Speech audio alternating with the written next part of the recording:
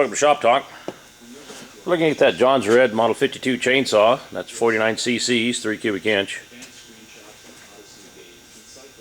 Very popular saw in the 80s. And we'll take a close-up look at some of the features it has.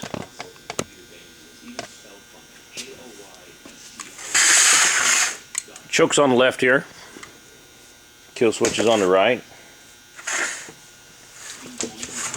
It does have the side load for your fuel reservoir and the oil reservoir. It has a chain brake and it does work. It also, when you push forward, it has a little micro switch in here that actually kills the motor. It was another safety feature that Jonsereds put on these saws.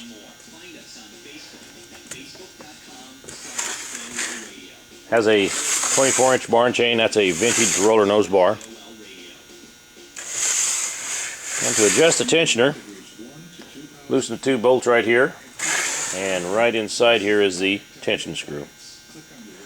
It's a good running saw. It's vintage. We'll go outside and make a cut with it.